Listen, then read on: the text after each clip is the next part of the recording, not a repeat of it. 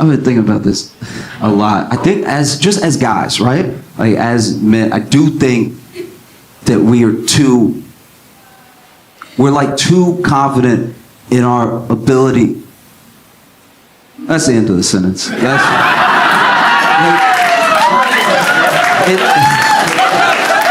There's just like, as human dudes, there's no other species of male in anything. You could be a gazelle. A male, like gazelle. Do they make male gazelle? Anyway, you could be a male gazelle. There's no random day where you're gonna look at a lion and be like, he looked like he want to fight. Like, do you know what I mean? You know how every other male sees like an order to the world and functions in it? We're the only ones. It's crazy. It's crazy. We're the only ones. Maybe a female gazelle might fight a lion, and that's if the lion's already attacking her child. You know, she might step up, and even then, it's like 30%. So like, there's just some order to nature. I was hanging out with a friend. Turns to me, unprovoked. I had said nothing, and he goes, "You think you could fight a bear?"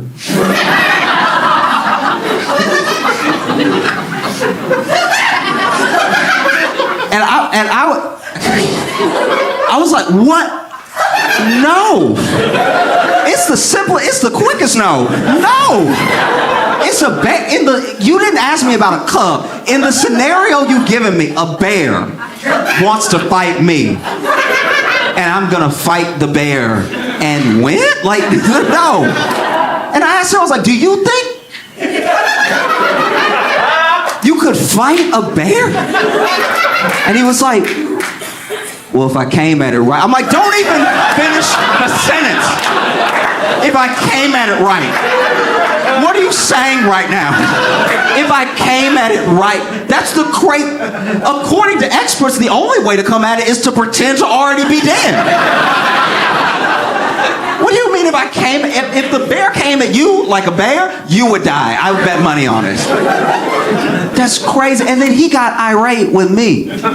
He got all defensive, started attacking me. He was like, so you would just let a bear kill you? I'm like, what are we talking about? What do you mean, let a bear? It's a bear. You picked a bear. You didn't even pick something I might have a chance against, like a stray cat. You went straight to bear. Do you think you can fight a bear? Oh, you just gonna let a bear kill you? Look, if I went home, if this is how confident I am a bear would kill me, I don't go where bears are. You don't catch me anywhere out in the world where the bears will be. In fact, if there was a bear when I went home in my apartment, that's a bear's apartment now. And I'm good with that. I'm willing to let that bear have my couch. That's fine. Everything in the fridge is his now. Crazy. Crazy talk. And look, I'm not acting like there isn't a place I could step up. When it comes to bugs, I could be braver. I will say that. When it comes to bugs, I could step up a little bit. Because if a bug is too big, I will take a step back. Just to try to assess what it is. Because sometimes, like, I don't have the best eyes, but sometimes you see like 9 legs or something, you're like, what is that? Before I step on it, what is this? Is it an alien? You know? I remember there was one day, I had a fly in my apartment, and it was the plague of my life. I didn't know how the fly got in my apartment, and it had the loudest wings. It might as well have been bird wings. It was the loudest fly I've ever heard, and it would get like right next to my ear, which was making me flinch. Like it did kind of punk me in a little, because I had the fly swatter ready, and it would be in the ear that was like the flies. So that I would be looking for it, like, and I'm like, oh! And it was all day. I was trying to kill it. all like top to bottom all day. And then it was so gross because then I was like hitting myself with the fly swatter because I was like at some point if I swing back I might catch it, and then it was hitting my ear, so I was beating myself. And then I finally was like, let me just go take a shower, cool off, because I had to go somewhere that night. So I get in the shower, take a shower. I don't know when the fly came in the bathroom. I don't know if it came in through a vent or through the door with me, but then the fly came at me while I was in the shower. Now this is attempted murder, because I am on wet porcelain. I cannot mess around right now. If I fall in the shower and I die, and my killer is a fly, and I die like a bad Dr. Seuss.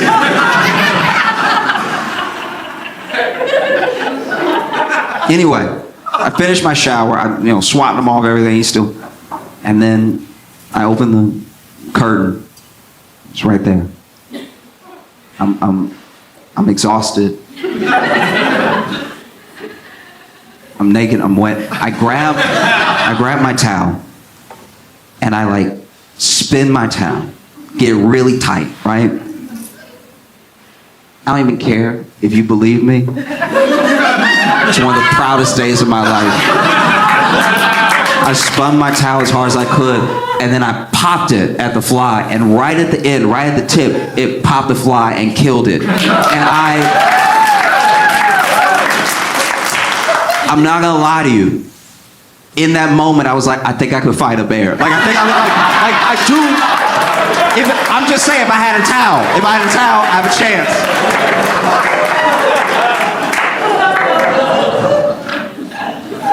Okay, look, when I say it, it's not gonna sound true, but believe me, all right? I really thought that when I saw Drake leaks trending, it was gonna be music. I was so sure that it was gonna be music. I was like, stuff leaks all the time. Let's listen to this album before it comes out. And I know a lot of people thought that. I'm not alone. A lot of other people said, they were like, you thought it'd be music too. I was like, yeah, I thought it'd be music. And in case you don't know who Drake is, I don't know how, but in case you don't know who Drake is, he's a rapper. And in case you don't know about the Drake leak, okay.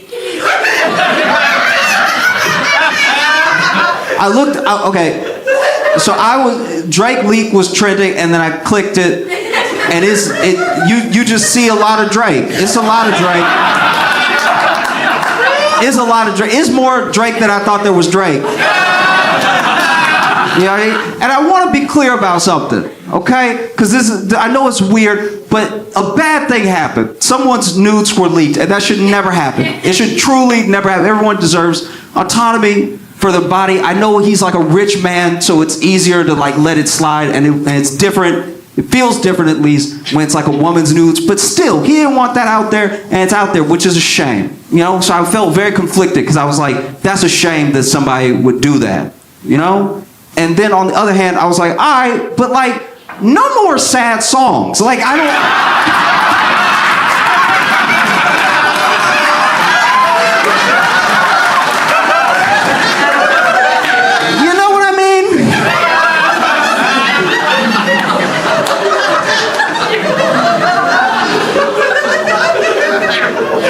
Like, if I had a friend that was built like Drake, I would never let him cry to me. About anything, I'm not gonna lie.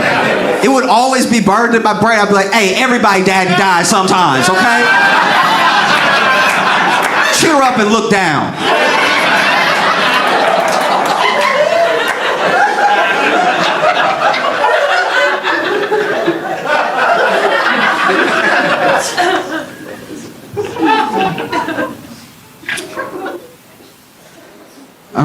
I read this report that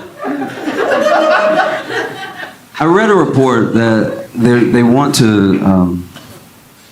NASA's trying to make contact, with some intelligent life, and we really tried everything. We tried so many different things, and we haven't just spent billions of dollars. If you count every country that's had success leaving the atmosphere, going into space, we spent trillions of dollars as a people, is an endeavor that's been as old as the ages to like make contact and make sure, or at least find out that we're not alone in the entire universe, right? So they send out signals, they've used radio waves, they've used light, images, everything that they can think of, every like telescopic endeavor's been tried.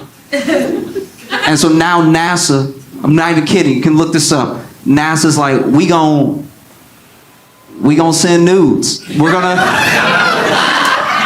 send nudes out in this, because that might do it. You know what I mean? It's like, that's a big deal. We have not tried that yet. We've been out here sending old 1920s radio wave. I don't know, my baby. Like, we've tried all that stuff and it didn't do anything. So let's send nudes and see.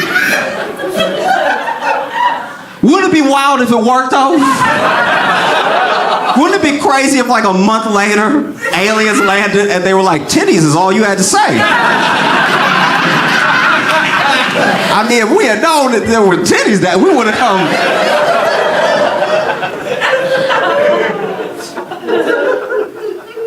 It feels, you know what I mean? Like, just say you're out of ideas. Smartest minds in the world. Smartest ones on the planet. And they're like, maybe this feels weird. And I know what I said before, and I meant that. But since they're already out, maybe send the Drake link, maybe, I don't know. And look, not out of context. Send a copy of Take Care. And send the Drake video and just see what the aliens think. They might come. They might be like,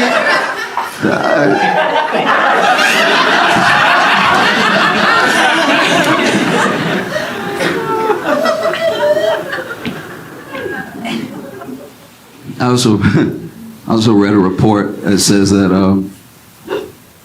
Viagra may lower the risk of Alzheimer's, which is kind of bad news when you think about it. Like, is that really what the world needs? Is just a bunch of old men, hard and aware?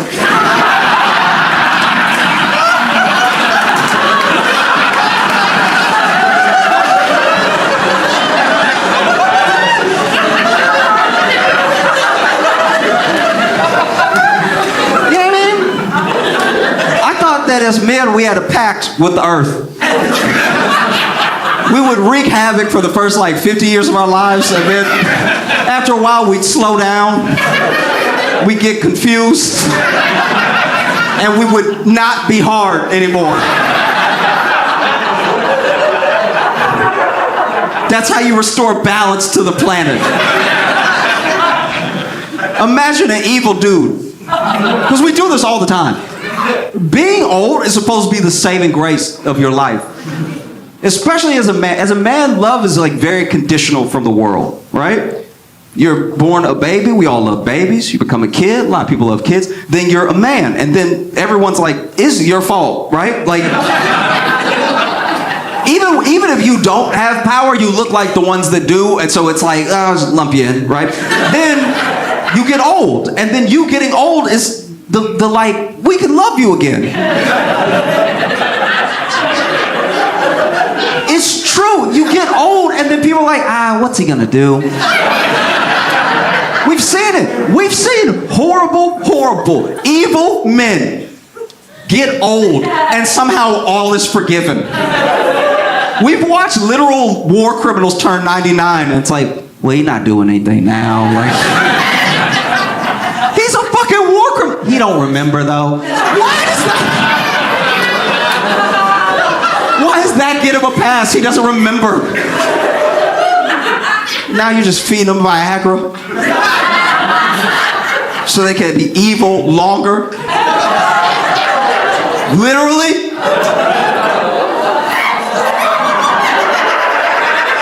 We have to stop this. This is crazy. I'll be honest with y'all though, I've stopped getting mad at white people who just call the cops on black people for no reason. I've stopped getting upset. I've started just retaliating. I just like, now if I see a white person doing anything I don't like or understand, which is none of my business but makes me uncomfortable, I just dial those 3 numbers. Yeah. I'll just be sitting in the park and just like, oh.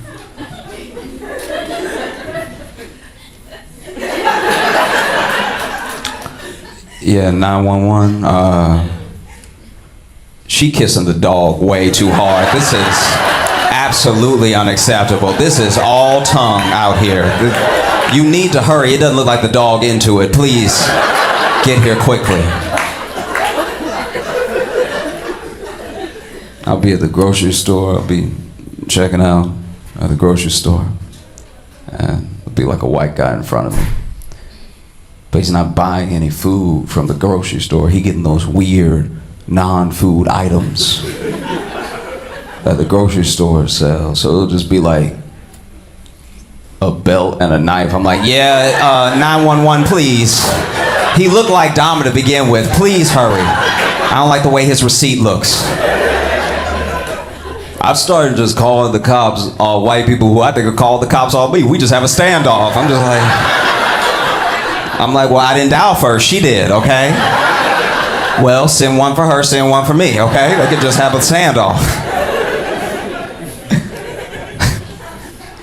This might be too niche, but did y'all see the drama happening with the people that the movie The Blind Side is based off of? All right. If you don't know the story, I'll bring up to speed as quickly as possible. Basically, The Blind Side is a movie from 2009 where Sandra Bullock won the Oscar for playing the greatest white woman that's ever lived. I don't know. I'm pretty sure it goes Joan of Arc, Amelia Earhart, this lady, okay? And in the movie, she drives up her car to what I can only describe as the biggest black child that's ever been, all right? He is supposed to be in school, but he looked like a 43rd grader. This is the grownest looking kid I've ever seen in my life. She drives up and he's like, huh? But like, his shoulders got bigger when he turned. It was insane. And then she's like, come home with me, which historically, oh. But then he comes home with them, and then they're like, you should play football, and he does, and then he makes it into the NFL because it turns out being big is a huge advantage. But now Michael Oher, the guy that the movie is based off of, came out and said that he saw no money from the movie based on his life, and what he actually signed when he was a kid, which is when he thought they were adopting him, what he actually signed was conservatorship so that they could get his money. I know, he thought he was getting a Disney movie, and this nigga got Britney Spears. It's absolutely horrible. And what do you do in that situation? Because it leaves a bad taste in your mouth. All the damage has been done. He may never see the money, and it's probably already been spent. You know what I mean? We can't give him his story back. We can't give him back those years he spent trusting them. I think I have a solution, though. All we gotta do is give Michael 2 free tackles.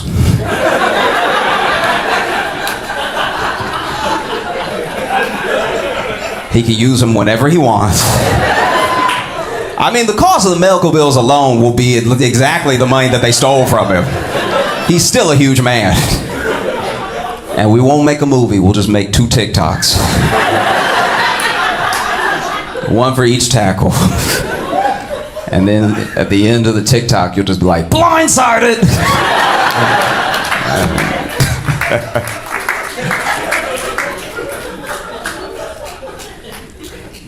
I'll be brief because I know people are tired of talking about him. But it does feel weird that Trump is this indicted. Like, goddamn. I thought they get him for something. I think they get him for everything. As someone who doesn't like him, I thought I was following the story pretty closely, and every time he gets indicted, I'm like, oh, I didn't even know he did that one. That's crazy. This man has 91 felony charges. That's more than most gangs. That is absolutely insane. Man, they giving Trump the full nigga treatment. This is crazy. That dude must check his hands every day to make sure they're still white. Just like, how is this happening to me? And this most recent one, It was the wildest, because if you aren't familiar, in Fulton County, where Trump was most recently indicted, this is the first place where they said that they want to process him at the jailhouse instead of the courthouse. Because if they do it at the jailhouse, he'll have to do the fingerprint and he'll have to do the mugshot, which is what he's been avoiding this entire time, which is what lets me know that he's not a good businessman. He's not. Yo, if Trump got his mugshot taken and put that mugshot on a shirt, it would be the highest selling shirt of all time, okay? Forget Supreme. This would be the highest selling shirt in the history of people. First of all of his fans would buy it because they'd be like, look, free my dog Trump. You know what I'm saying? Like, all of them would buy it. And then we would also buy it. We'd be like, look at this punk ass on this shirt. Look at this goofy ass on this shirt. Struggling ass on this shirt. He could be printing money, and instead he's, whatever. What a disappointment. He'd make so much money, he'd actually be a billionaire. You know what I mean?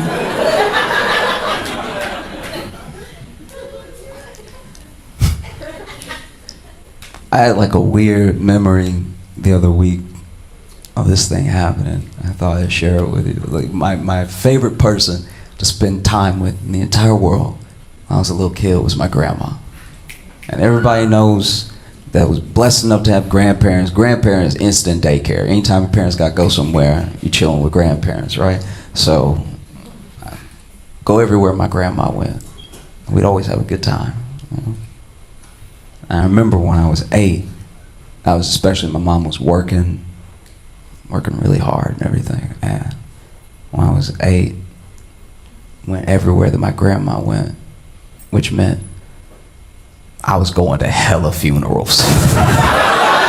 Oh, my grandmama's squad was falling off. Like it was rough.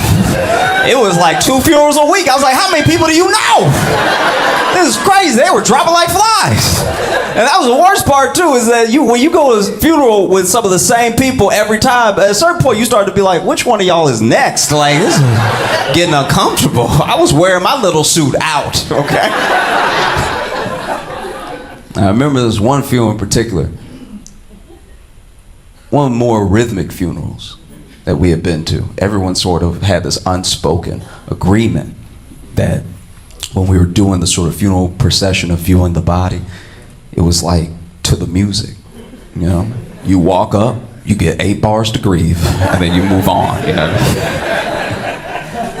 And I remember it was my turn, which meant it was my grandma's turn. That'd be weird if I had a turn all by myself. That'd be insane. If an 8-year-old kid walks up to a casket by themselves at a funeral, they killed that person, all right? That's just an 8-year-old walking up to be like, just checking. And so I'm about to walk up with my grandma, but as we start walking, we notice that the lady that was still up there hasn't moved. So she's either still thinking or like overcome with emotion. Something's happening, right? So we just keep walking. We don't want to stop mid-aisle, and so we walk up next to her. So now it's this lady that I don't know, my grandma, and me. And I wouldn't look this up until years later, because it gave me nightmares for a while, but I didn't really think to Google it yet. Apparently, long after the process has been done for a body to be presented at a funeral, there's still muscles, there's still nerves that can twitch, right? So as the 3 of us are standing there, the woman in the casket went. And even at 8 years old, I was like, hold it together.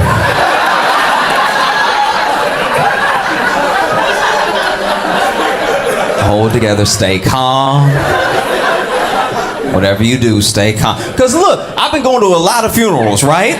But even as an 8-year-old that's going to a lot of funerals, I still haven't fully conceptualized the idea of death, but I know what it's like to ruin a party, you know what I mean? So I was like, just calm down, hold it together. I'm trying to center myself. And then the woman on the other side of my grandma goes, "Wah!"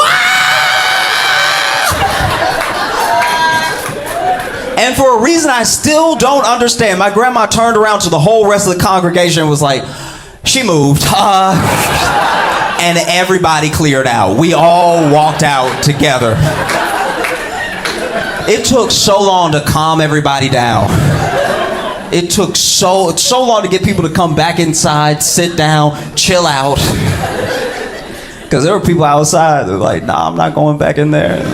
No, ain't no reason to grieve if she risen. I ain't playing with that. Y'all can do what you want, but if she up, she up. All right. In fact, she owe me a little something, so when you get in there, tell her that I want my 15 if this was just like a weekend she was playing Bernie.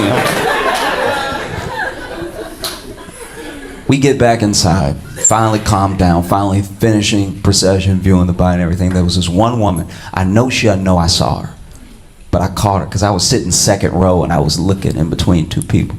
This woman hesitant, and she was approaching the body, just, you know.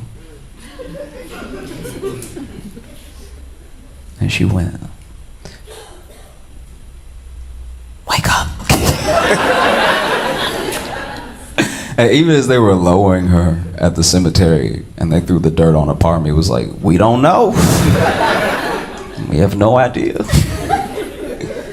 I think the other reason that I'm scared of getting older is that, like, we only really value youth, especially in America. You know, other cultures don't always have this problem, and we don't really value what comes with aging. You know, like the wisdom that you get, or the deep level of empathy, because you've now been alive long enough to make your own mistakes and have deep regrets. And so when someone does something to you, it's easier to forgive them potentially because you know what it's like to make a mistake. All that comes with getting older. All your hard work starts paying off when you get older. Everything you do today will, like, you'll see the fruits of tomorrow, you know? But we still are like, nah, I want to be young. I want to look young. I want to feel young. Act young, whatever. I think the main reason that I'm scared of getting older is I finally had a bad fall, and it was like, I really felt like an old motherfucker too. It was, I went down, like, it was terrible. I've been talking all that good shit about Joe Biden this whole time. And then I hit the ground just like him. I was like, because this is the thing, I fought the fall. Like, if I had just fallen like a young man, it would have been respectable. I would have tripped, people would understand and everything, but I fought it all the way down. At one point, I was horizontal, just grabbing stuff like, nonstop, to the point where I actually pulled stuff onto me when I landed. People who didn't know me were like, ooh, I fell so hard, I didn't let anybody help me up. I needed a second to gather myself. You know? There's a little bit more show left, and I want to thank all y'all for coming out. My name is Josh Johnson. Y'all have a great rest of the night. I appreciate you. I've been taking stock of my friends and what's going on in our lives and everything. And just, I'll say that as men, we collectively don't seem to be doing well.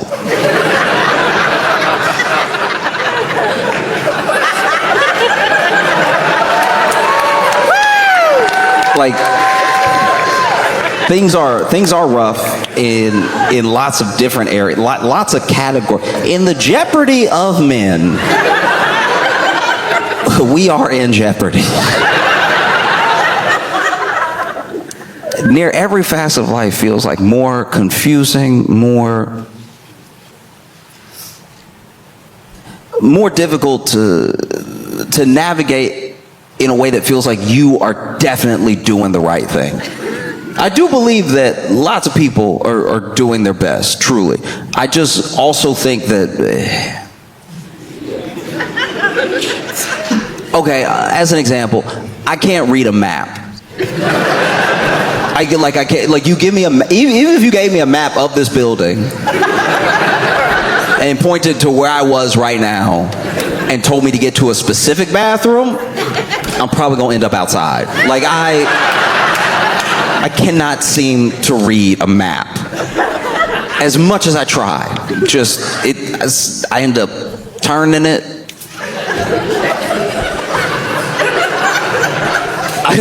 So I tried to be a Boy Scout for a little while. It was terrible. And because when you trying to be a Boy Scout, like when you really trying to go for all the badges at once, everything, and you really not getting anything, you are just being a problem in the woods.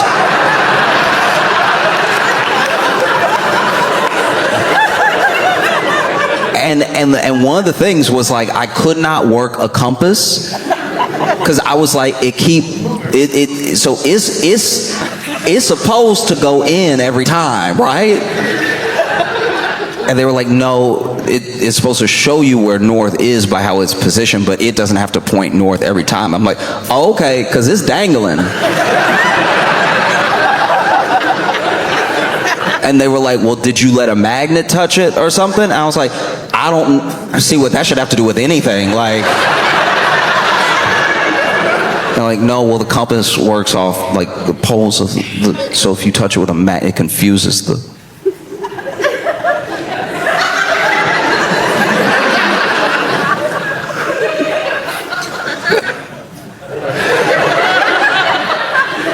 So you got a piece of paper telling me where I am and where I need to get, and then you gave me a cup of metal that points anywhere it wants to. And somehow I'm the one that doesn't know what he's doing. Why are we even in the woods right now? We live inside. Have you ever thought of that? Try as I might, I could not read a map. Even if you lay the thing out, where I needed to go, where I was now, and the way to get there, it's like in practice. I couldn't close that gap in my mind because I knew that the map is a suggestion. It's a good one, but the map doesn't have to do all these steps. Even the compass is a tool. But if it's spinning, we might as well be Pirates of the Caribbean or something. Like that doesn't, this thing doesn't help me at all. I don't know where it's pointing, and it won't be still. I'm being still, it won't be still. How does that work? Is north moving? Is north on its own journey?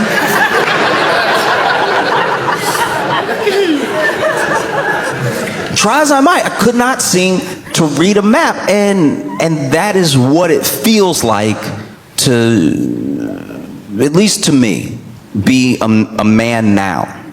There's a map, and the map is laid out with lots of good suggestions, and you even get tools along the way to make sure that you get to where you want to be, which is being a successful man, being a good man, being, you know, a respected man. But then in actual practice, walking that road, you're like, look, the paper says.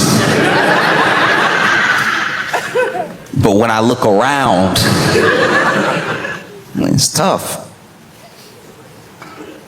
It is, especially with love. Like in regards to like love, attraction, seeking someone out and meeting someone you like, trying to take it to another level. It can be difficult because there. If you are, I won't even say good. If you are at least a regular man,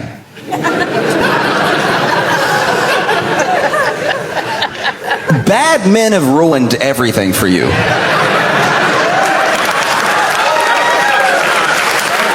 And I'm not talking about the like, but I'm a good guy. I'm talking about if you are just a regular tax-paying citizen who doesn't do any crimes and is generally nice to people, maybe a wave.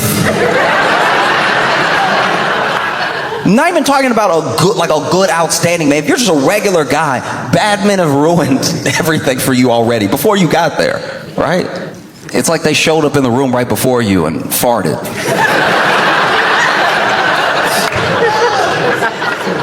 And then you walk in and you can't prove it's not you.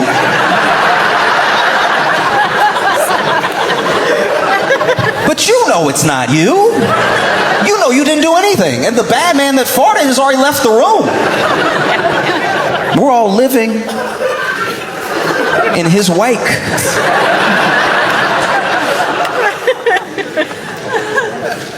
You know, and it's hard to find the actual bad man sometimes. Because, you know, he's stealthy. He's disguised. You know what I mean? You'd have to follow him around all day. You'd have to follow him every waking minute just to have the proof that he's a bad man. You would. That's why it takes years sometimes to figure people out. You'd have to hunt him down and then take the picture and run into the room and be like, he was eating beans. Those were his farts.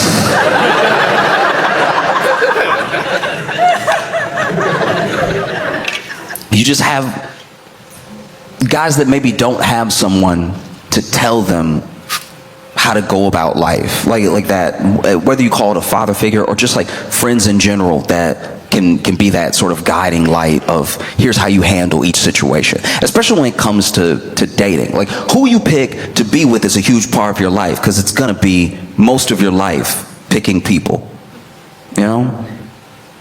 And we're not doing fantastic.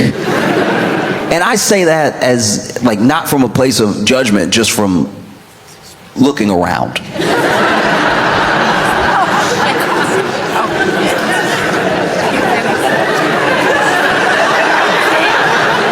It's pretty apparent. You know, you look at the internet is fueled with so much anger, like so much hate. A lot of it is resentment for what people don't have or don't feel like they can get, you know, and it leads people to not take care of themselves. One of the most like attractive things you can do is take care of yourself. Just let the water.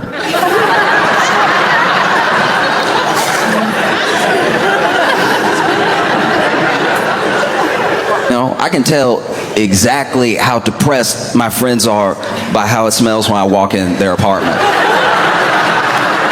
Do you know what I mean? Like every once in a while you get like a little whiff here and there, and it's like, you just came back from a game of pickup basketball. It's gonna be like that in here. And then sometimes you visit a buddy and you're like, ooh,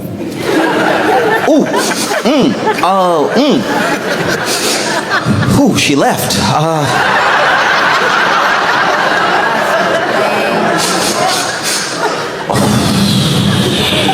Yep, she's gone.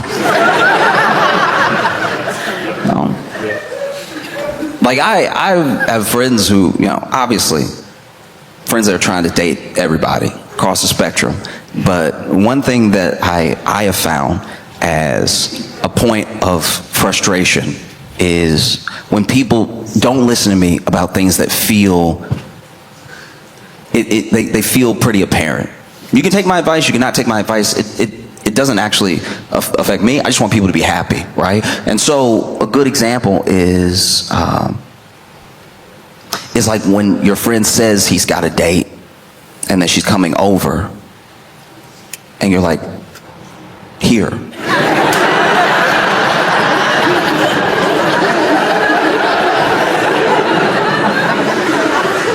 And then he has the nerve to be like, what? No. You know what? Here is what? What is here? Or then I'll have a conversation, I'll have a conversation with some of the women that I know in my life that will not believe me when I give them advice about men. But I have no ulterior motive. I'm just like, hey, this thing is happening. Just so you know, I'm trying to be helpful.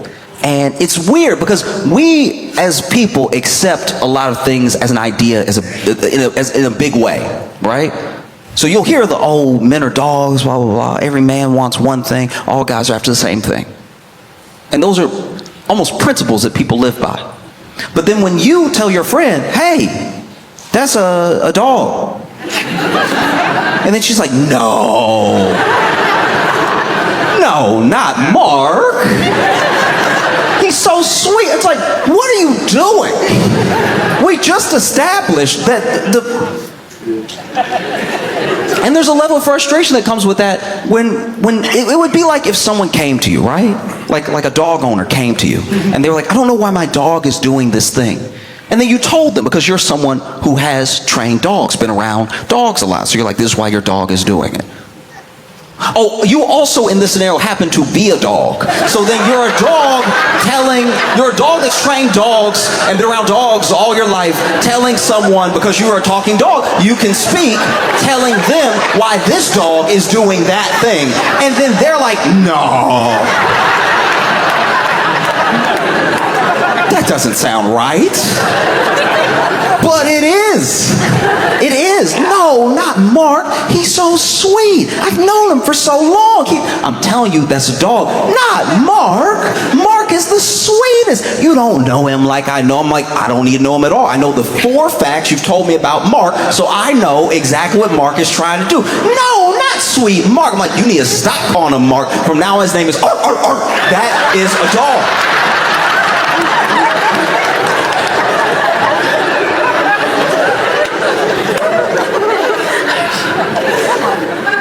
You wouldn't believe the conversations I've had trying to be helpful. You know what I mean? Like, especially in like high school, you know, like college. You know, you try to help your friends and everything. Conversation. Well, you mean to tell me that this guy is just hanging around me and secretly wants to be with me and is willing to be friends with me for years just so that he might have a chance to be my friend throughout all of my other relationships, and likes to go on these, like, not quite dates, but mini dates where we go to the movies together and then we get dinner and then we go back to my place and hang out and then fall asleep together. You mean to tell me that that guy is trying to be with me? He thinks about being with me all the time. He wants to hang out with me more even. He always seems a little sullen and slow to text back when I start dating a new guy, but that's just because he's busy. There's no way that he wants to be with me.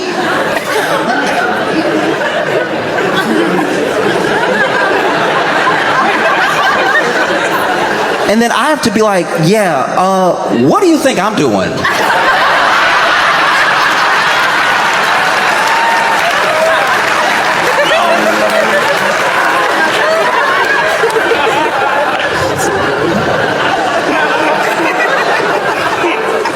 Oh, it's tough. And one of the things that makes it tough for like boys, but especially young men, is that there isn't a sort of roadmap, and I don't expect there to be, because like human connection is so nuanced, and what people mean to each other is going to be different by a different degree for every person. But I think that in like popular culture and as a general narrative, we have started to just straight up vilify a man's attraction in general.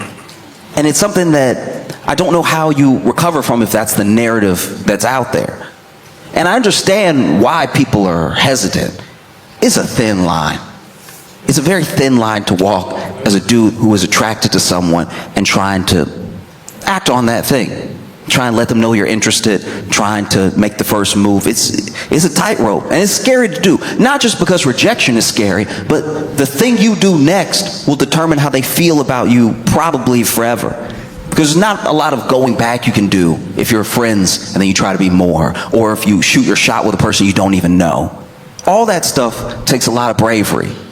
And it's not always going to be done right, especially when you're young, you're making mistakes, you know?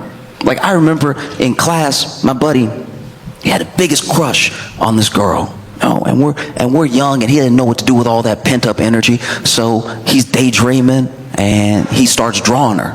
Decides to draw her, and draws a beautiful picture of her, right? Like, got her hair as if it was blowing in the wind, got her face perfect. He was a really, really talented artist, right? So he drew her, and he drew him. And then, just by happenstance, because he was so lost in it, he didn't catch that the bell had rung. And so we're all getting up, we're all leaving, and then she passes his desk. She sees it, and she's like, "Hey, is that me?" And he has to be like, oh, yeah. And he had drawn her so beautifully. She was genuinely touched. She was like, "That's amazing. You're so talented. Oh my gosh, that's beautiful." And I don't know, I think she was just so taken aback because none of us knew he could draw that well, you know? And so she was like, Can I have it? And he was like, yeah. And he was leaning on his desk right next to where he was finishing up some touches on her. And he's like, yeah, but now he doesn't want to move.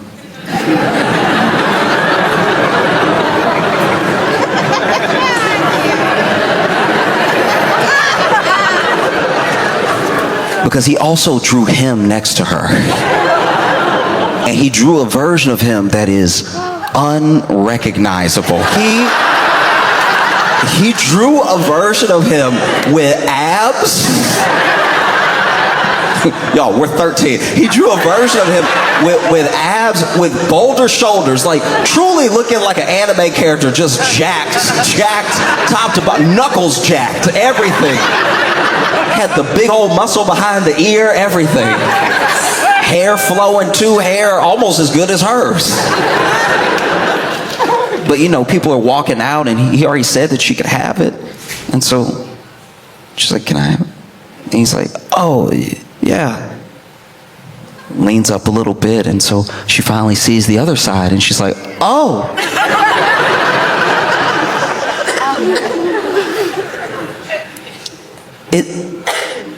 Is that you?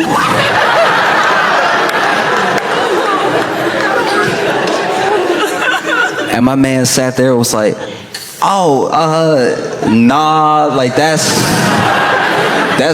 just the, you know, type of dude I want you to find. You know what I mean? Like somebody that, you know what I mean, like you really deserve, you know what I mean? Like you know, just somebody you might meet one day who's right in front of you. Because so much of attraction is about timing. We don't give timing enough credit. There's all this stuff like if one guy does one thing and another guy does the same thing, and the woman goes for one of the guys, it's because he's more attractive and the other guy's creepy, or we've seen this sort of narrative play out over and over again. But what we don't talk about in those situations is the timing. When did this person say this thing? When did this person say this thing? When did this person do this thing? When did the other person do it? You know, so much of attraction is about timing. And I've talked to my friends and I've asked them before. I'm like, what are you even looking for in a guy? And I'm like, oh, you know, I just want like an honest guy. And I was like, I'm gonna stop you right there.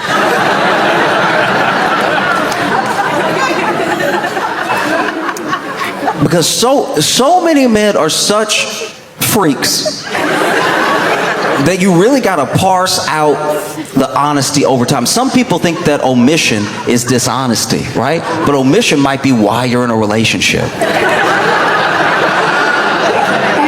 Because if you knew top to bottom who they were immediately, it might make you hesitate. I'm not saying lie. I'm not saying be a liar. I'm saying that, like, honesty comes to a point. Like, let's say you meet someone. You meet someone that you very much like, and maybe it's just off of the connection, seeing each other from across the room. He walks over and he says to you plainly, hi, my name, right? I don't know you, but I'd like to. Would you have dinner with me?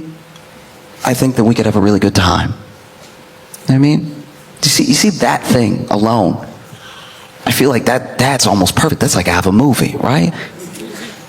But an honest man, a truly honest man walks up to you.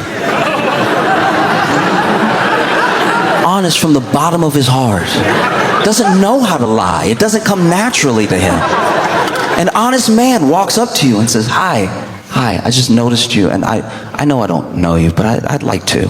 And I'd love to take you out sometime, if that's okay. And I'll suck your toes if you let me. Do you see where he should have stopped?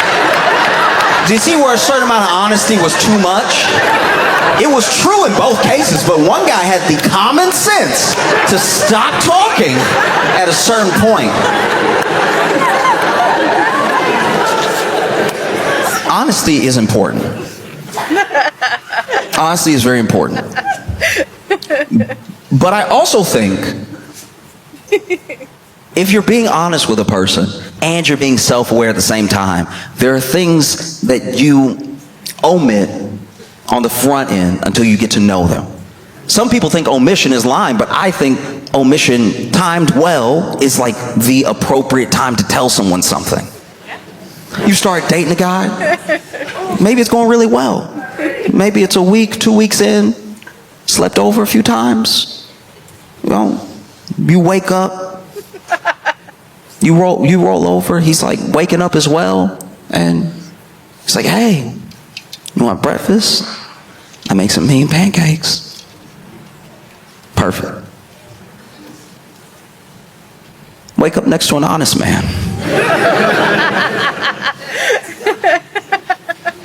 You're waking up. You roll over, he's waking up. You're like, hey, you hungry? I make some mean pancakes, and I've actually been awake for an hour. I was just smelling your hair.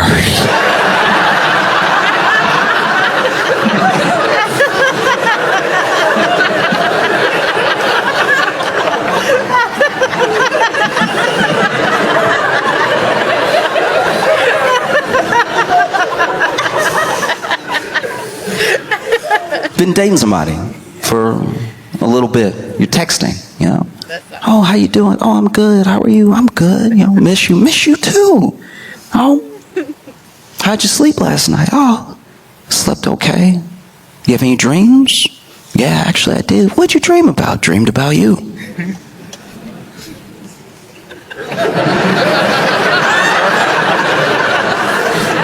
Good place to stop. Fantastic place to stop. This is where you stop. Hey, how you doing? Oh, I'm good. How are you? Oh, I'm good. You know, just, waking up. Oh, you have any dreams? Yeah, dreams. What did you dream about? Oh, I dreamed about you. Oh, really?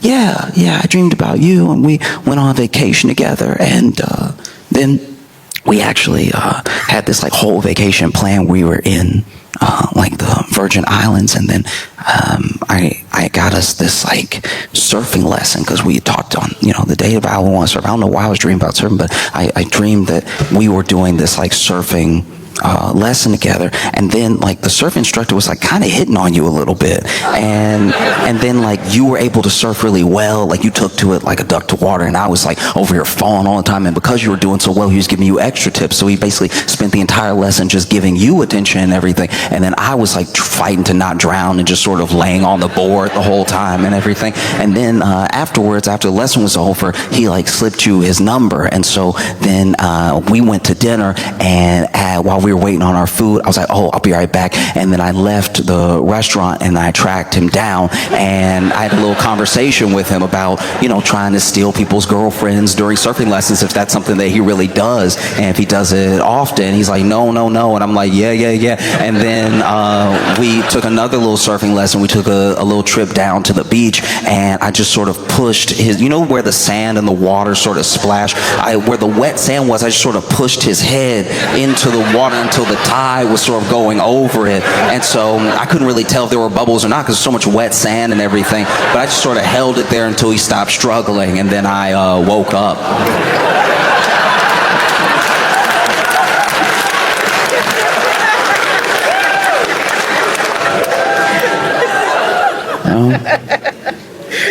I think it's important to be honest. I do.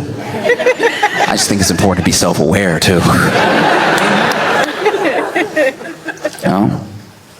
I'm not saying be a liar. I'm just saying, like, check yourself. Check in with yourself. Know who you are. Know what that's gonna sound like depending on the timing. Timing is everything. It's so important. When I was in high school, my boy, he finally asked this girl out that he had a crush on for a couple years, right? Finally just went for it. Something about summer just made him a new man.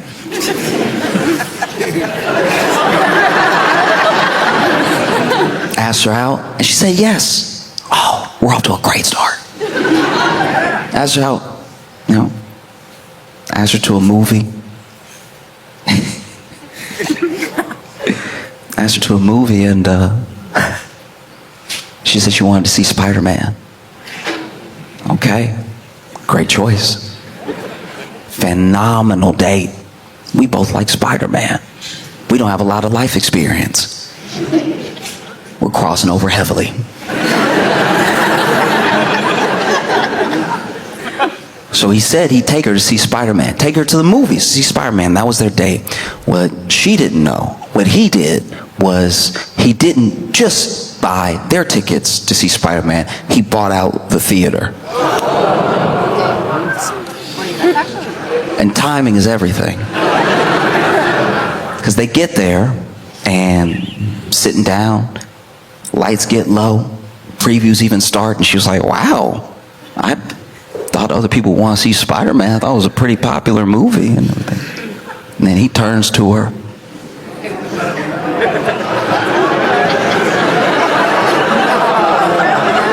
With a biblical lack of self-awareness.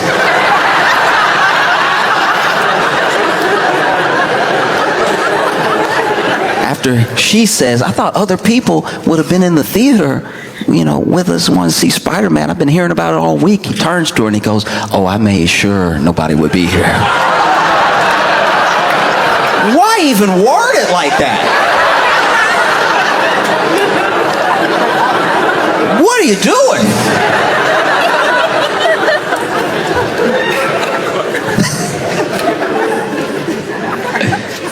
He said that as soon as he said it, he saw the look on her face.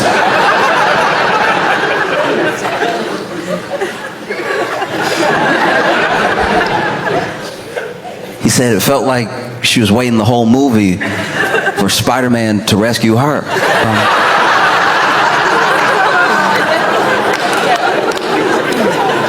And that's why timing is so important.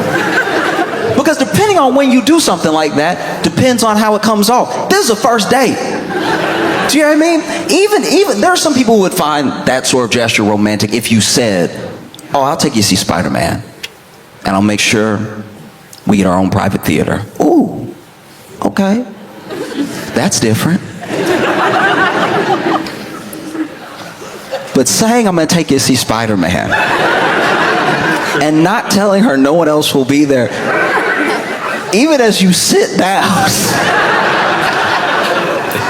they have the popcorn, the drinks, everything.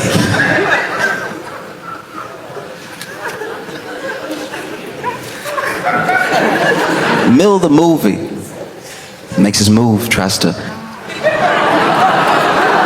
put that arm around her, right? And because there was so much room in the theater, she did sit one seat away.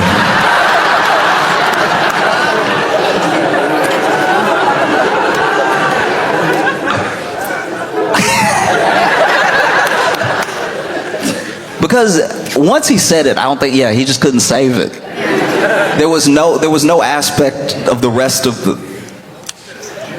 movie where he wasn't like, you're locked in here with me.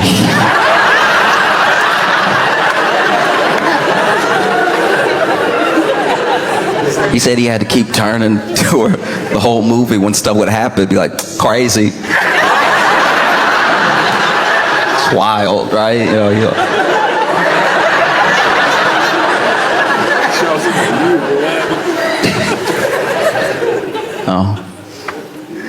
And so it can feel sometimes a bit hard to find your footing when it comes to attraction, because everyone, from the people closest to you to the people far away, feel far away. If you don't really know how to connect, and especially now, we've built a sort of like scary parasocial connection with people that we're attracted to that they can't possibly know on the other end. And then it comes out in comments online, it comes out sometimes in whole articles. There's a line between like fascination and then crossing over into something pretty weird. I don't know if y'all saw, but apparently Sydney Sweeney, the actress Sydney Sweeney is going to be selling bars of soap that contain her bathwater. Now, if you don't know who Sydney Sweeney is, she is an actress that is like, not just like an A-list actress, she is her generation's like top bombshell. Like, people have been freaking out and lusting over Sydney Sweeney for a long time. And is pretty creepy. It's like, don't get me wrong, she is a beautiful woman, but the way the internet makes sure that someone that you haven't met doesn't feel like a person to you is like why we have the sort of conversations we have. Because Sydney Sweeney is in not just lots of movies. She's in, Handmaid's Tale. She's in Once Upon a Time in Hollywood. She was in Madam Web. She just has range, right? She does a lot. And the way that people, every time she is on camera, every time she's even mentioned, the way that people, almost as like an understood, acceptable amount of creepiness creep on her, has been something that's like compounded over time. Like, she was in Euphoria, and then she was in other projects, and it compounded, and it started to like become exponentially creepy. And I think that this bathwater soap thing is brilliant on her part, because now she'll know the 5,000 men that need to be put on a list.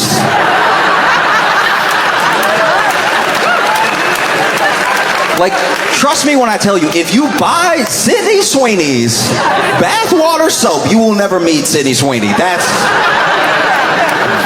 gonna be her hit list right there. It's insane. It's truly wild. 5,000 bars. It's gonna go in a second. It's not even out yet. Doesn't come out till later. Just the anticipation is like going viral. And I don't know. We might be in a very bad place we can't recover from. 5,000 bars. I'm assuming they're only gonna let one person have each bar.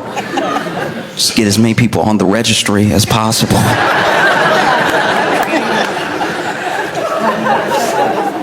I don't even know what you would do with it. Like, that's something you would get caught with.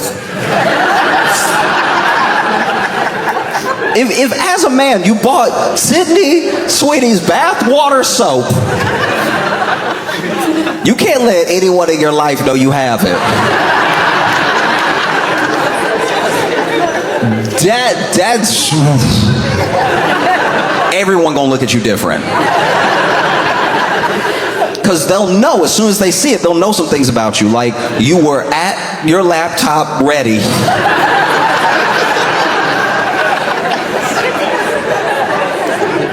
I suppose 5,000 men who are in a rough place are going to be buying this bathwater soap, which doesn't even make logical sense.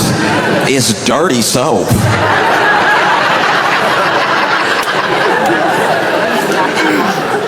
And I say 5,000 men because I'm not saying that there's no women who have a crush on, Sydney Sweeney. I'm just saying that as men, we are both grosser and more practiced at using our laptops for these exact things.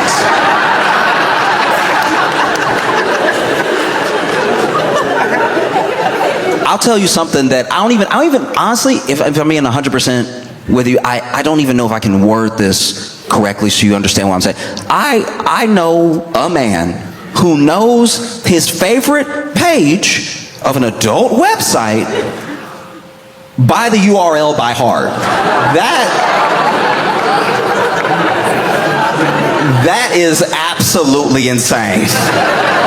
Do you know how down bad thirsty you have to be to remember http://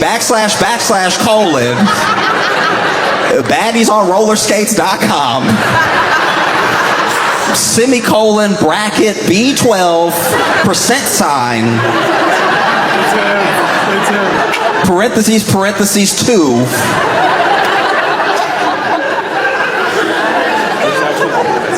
I'm wondering how we got here. Truly, I'm wondering how we got here, not just as a society, but with the promotion. with the soap company. How did this happen? Because you know it wasn't Sydney Sweeney's idea. Sydney Sweeney didn't roll up in there like, you know what people love? Me. You know what I can spare? Bath water. Let's sell it. That's business. I think a sick man, a definitely sweating man with an unfortunate voice, said to Sydney Sweeney at a meeting, look.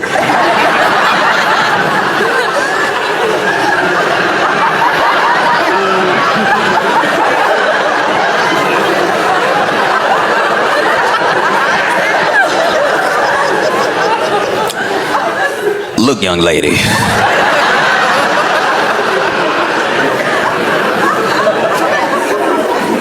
I believe, and this is just Jebediah Jones talking, all right? Because a lot of nasty men talk about themselves in the third person. This is just Jebediah Jones talking. But I believe that people would pay for your bath water.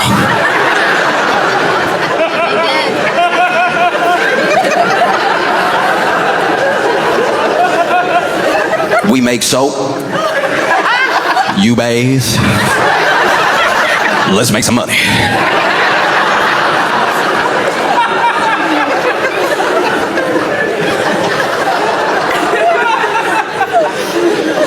Like truly, I think that's how it went down.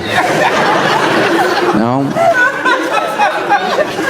Because even in the tweets that I've seen about it, I think these are Sydney's words because they're in the quotations, but you know, in it she's sort of playing off of the idea that this is a thing that people have talked about on the internet before, and she's like, well, you know, this is something people have been asked for. Figured it'd be a fun way to do it. I hope it just makes men think about taking care of themselves, because I've been in some pretty gross dudes' bathrooms. That completely flipped the script for me. When I read that, I was like, what disgusting man made Sydney Sweeney go, I gotta do something.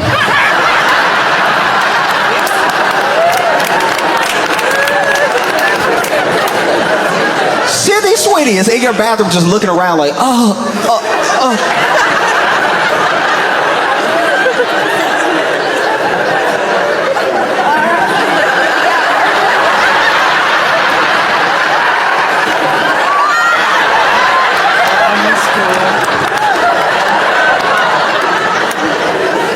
the ceiling get dirty.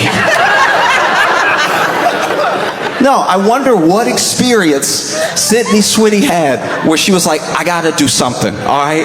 I gotta figure it out. How can I get men to bathe?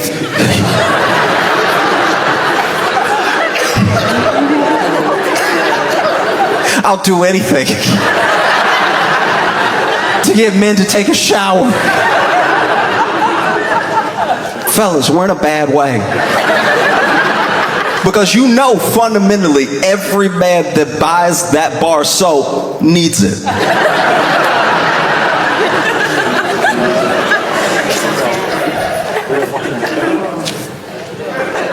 This is rough.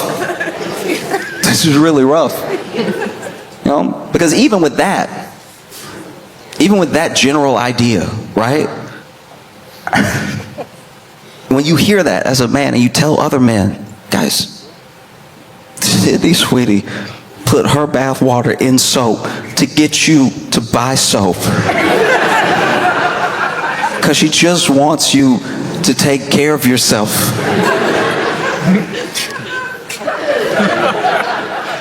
Dudes are so delusional. They'd be like, she cares about me?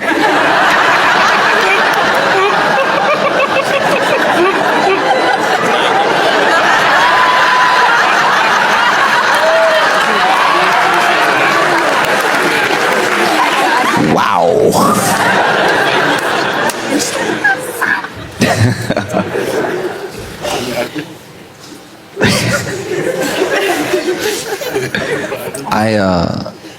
I like to check in on my friends. I was texting a friend. I'll read it to you. I was texting.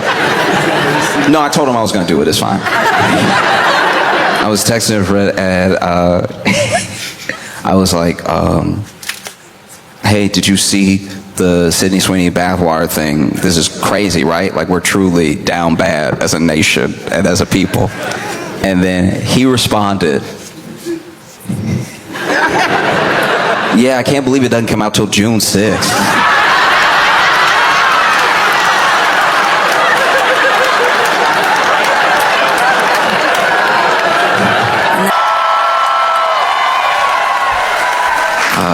I don't know about y'all, but I just paid my taxes and they got me. Oh, they got me good. Oh, they got me real good. I was wondering if they would get me. And then they were like, no, we didn't forget about you. We think you're special. We would never forget. And I know they charge me extra. They got me charged me extra because they know I won't survive jail. So they're like, he gonna pay it. Just write a number. He'll make it happen. It's been great traveling this week. I've been able to go to Milwaukee, Madison, now Minneapolis, and everything. When I was in Madison, there was something sort of curious that was happening. You know, I like being in Minneapolis because y'all smile an appropriate amount. You smile when something good is happening. You know what I mean? When I was in Madison, there were so many errant smiles. There were people just looking forward like, huh. I've never been in a city. I told them this too. I told them this to their face. I was like, y'all all walk like you walk into the light. Like, this is crazy. I try to be a jolly person, but this is insane.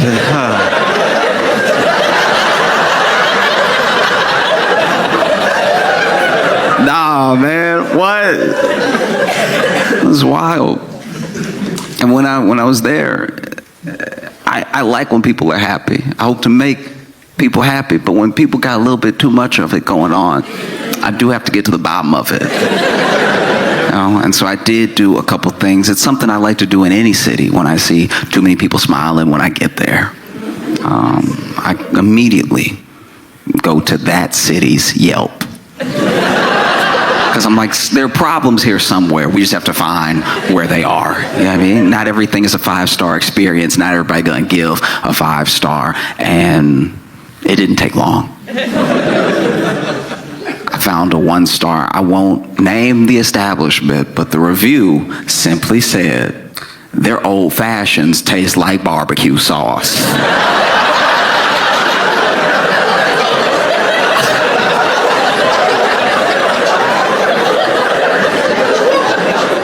Let's be clear about something. You have to have such a fundamental understanding of how old fashions and barbecue sauce taste to take a sip of alcohol and go, nah, that's Sweet Baby Ray's. I know Sweet Baby Ray's. When I taste it, you're not slick just because you thinned it up a little bit.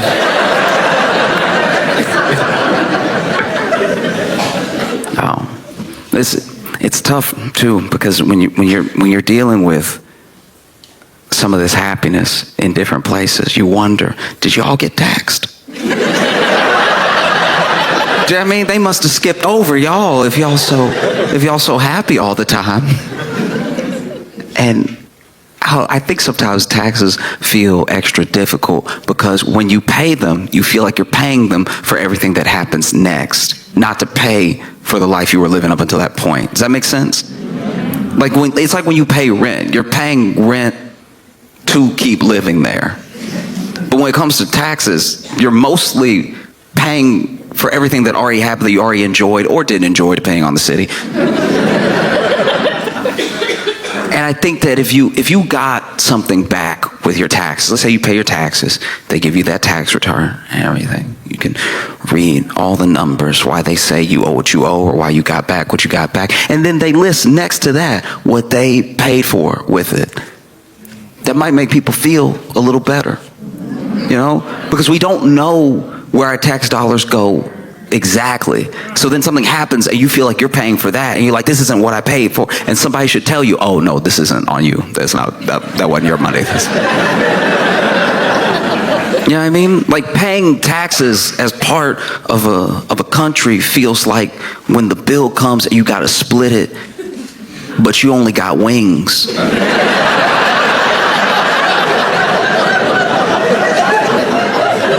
Like, hey, I got 6 wings. All right, there are 6 sets of bones in my basket. I didn't take any errant bites or anything. And some of y'all are alcoholics. I am not prepared to split this bill with you. You have your barbecue sauce old fashions. You have your...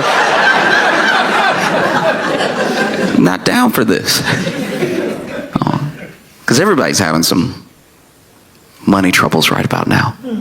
I mean, from all different ways. People are getting squeezed in lots of different directions, you know?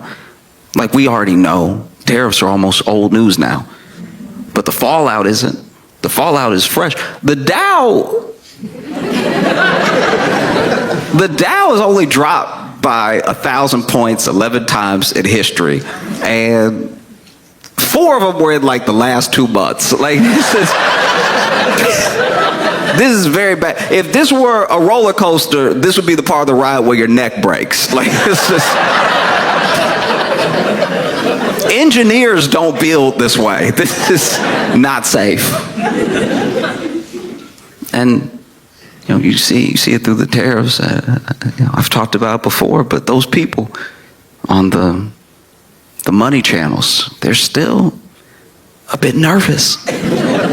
Still freaking out, you know. They still come on every day. One of my favorite things about watching them now is they talk to us like we're the news. They're there doing the news, but they looking right in the camera like, I don't...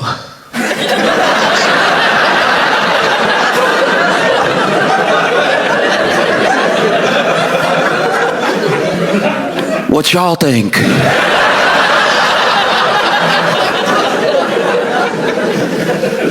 Oh, it's bad. You know? Like, just this week, you know, you had people losing money in all sorts of ways. I mean, Christy, no.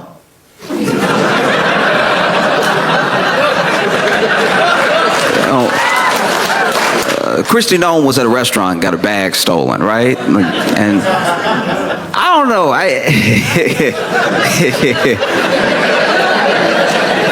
It is wild. Okay, because then you have to... Okay, I'm trying to figure out how to put this. Okay, so then when you report your bag as stolen, right, and you gotta list the contents of your bag, you know, her bag had her driver's license in it, had her passport in it. She had $3,000 in cash in her bag. $3,000 in American dollars. $3,000 in cash. What you doing, Christy? That's $3,000. North American, South of Canada dollars. She had $3,000. That would make sense if this was like the 90s. You know, it's the 90s, you got it like that, you got 3,000 on you, you know, okay, you might see a food truck, want to treat the town. $3,000 in cash in 2025. $3,000 in the year of our Lord Apple Pay.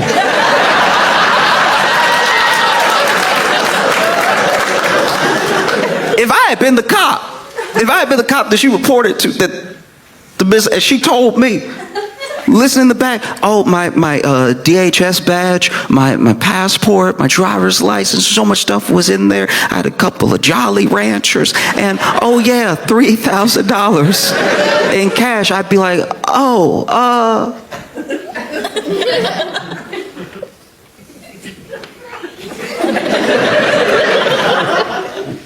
do you rap or something? Like, why do you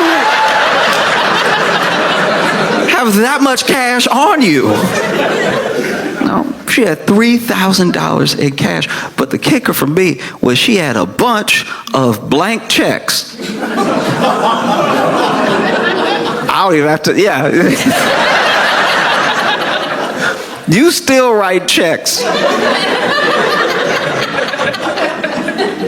In 2025,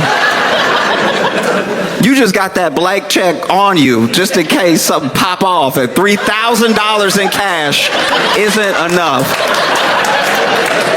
This is the most prepared to be mugged individual I've ever seen in my entire life. That is insane. You already got $3,000 in cash. Imagine you pull up on Christy, you're like, give me everything. And then she's like, here. You about to walk away. And then for whatever reason, you don't know why, you just feel led for one moment. You look over your shoulder back at her. And she got a pen.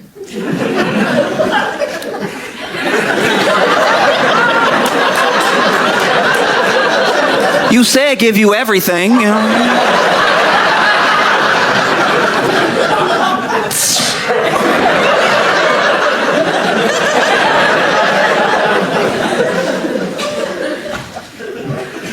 A bunch of blank checks. I don't even know if the thief would know what to do.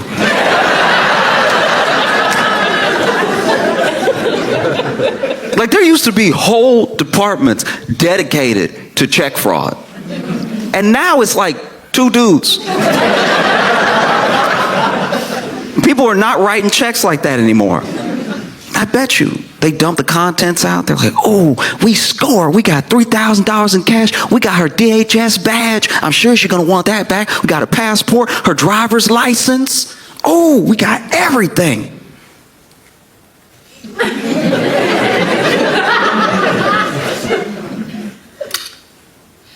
Why she got a bunch of little papers with her name on it? Some people so conceited.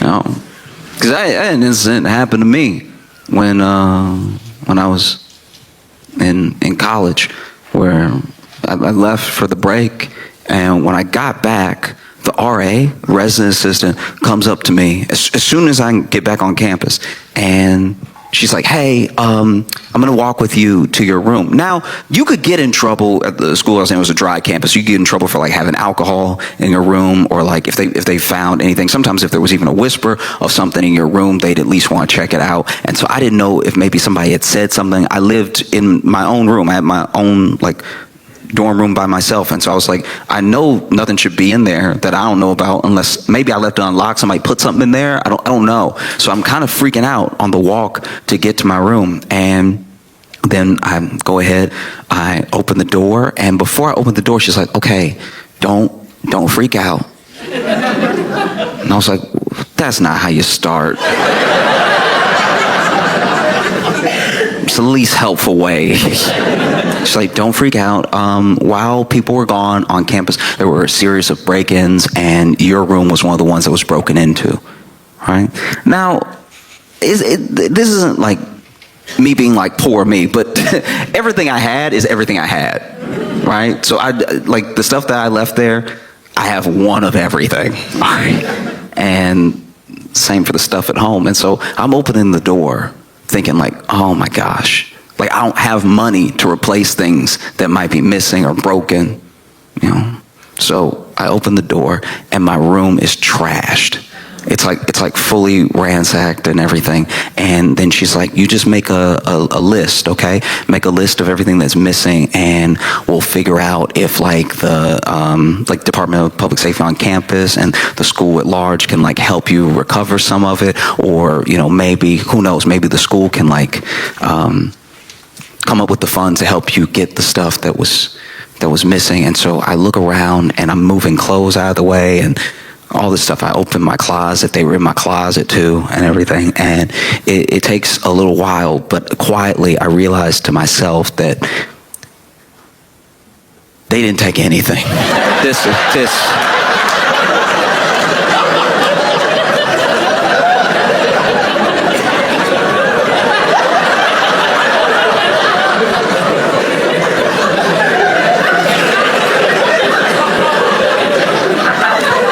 Do you know how embarrassing it is to get your place broken into? And a thief is like, I'm good.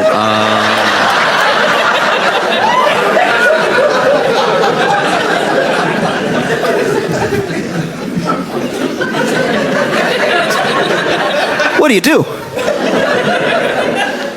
What do you do? You know, I'm in my head, quietly walking around. You know, RA is still standing in the doorway and everything. I'm getting defensive in my head. I'm like, all right, I got a couple of good DVDs. All right, they not Fight Club fans. Like,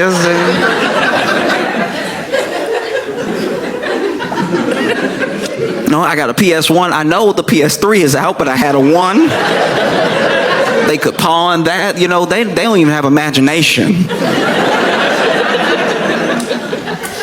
So finally the RA is like, so, anything?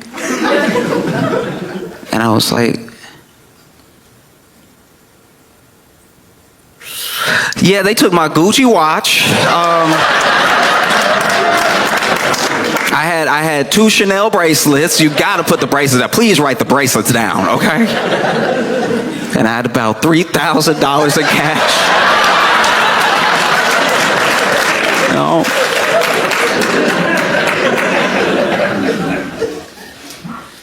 It's difficult when people are feeling like they're squeezed so much financially. Like there are things that you have to pay. But the thing I guess that gets me sometimes when it comes to paying tax, I feel like some of the reluctance around it is that it feels like you work all year and then you get taxed for this money that's going to be spent on a bunch of things that you didn't agree to. It less like you worked all year and it's to pay for the things that we already enjoyed. Does that make sense? Like the framing of it, I think, is why people have such a problem. You know, like if you just sent back the tax return and then listed the stuff, yeah, I mean, we might be like, oh, I didn't know that I kept the bridge open. That's good. That's pretty good. I use that bridge every day. I'm glad it's not in shambles. That's fantastic news. You have to pay your taxes not just because the government is telling you to. It's not the government being some big bad meanie or something. It's you live here and you use the road, so maybe chip in so that it doesn't fall all the way apart, you know? And like that's not to say, really quick, that's not to say that I just pay my taxes blindly and love it and never question where it's going, because it is your money as well, so you deserve to have some say in where it goes. That's why we elect people to Congress. You know, it's why we pick the officials that we pick, even on a local level, because we're like, you work for me. You are my employee, and here are the things that I want to see. These are things that I don't want to see.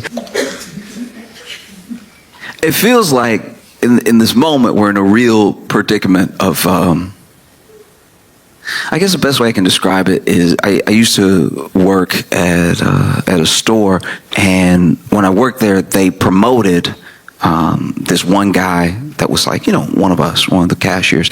They promoted him, and they really shouldn't have done it.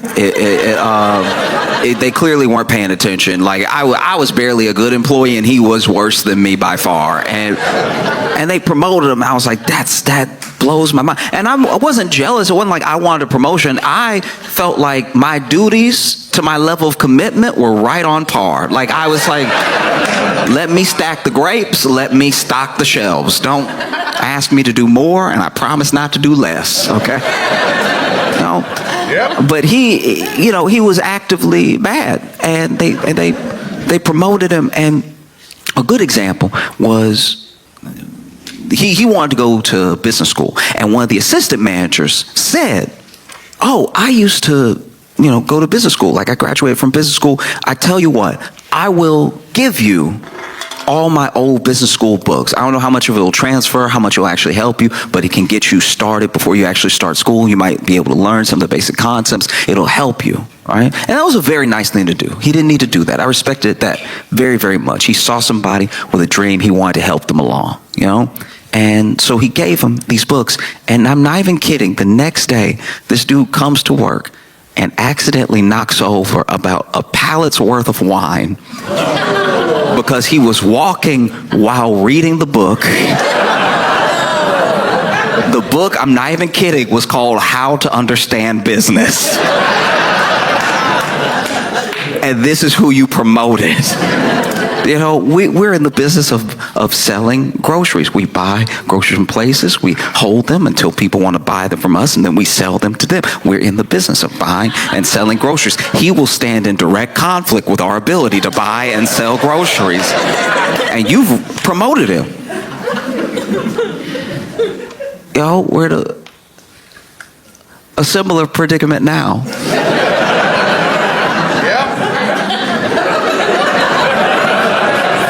As a country, we're in a similar situation because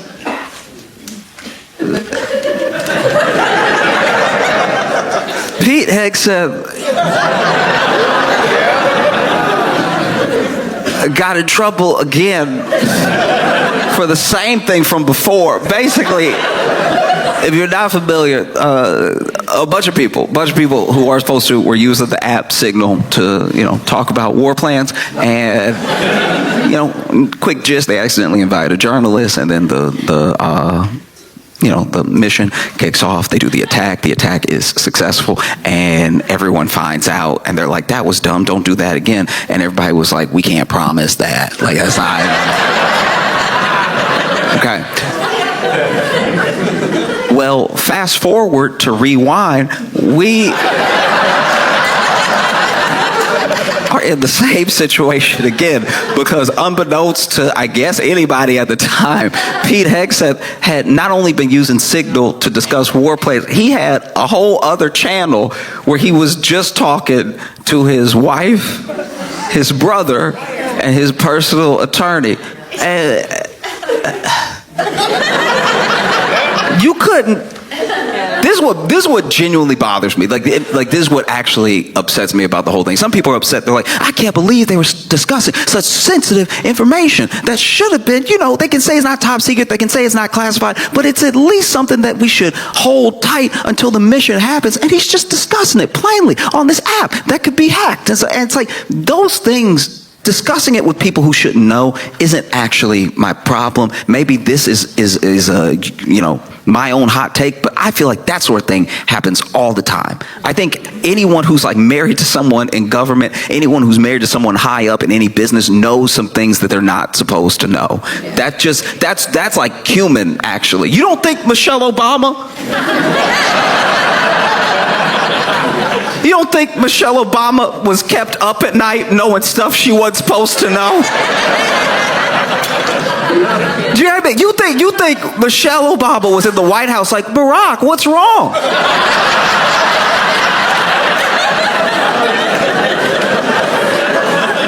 And then Barack was like, it's classified. No, I don't think that happened. I'm sure Michelle was in the White House minding her own business, eating a veggie plate. Barack halfway kicks open the door. I've had it up to here with them. Okay? They want to kill everybody. They want to blow the world up. Now you sitting there, you Michelle, you like, oh, I don't even want my carrots anymore.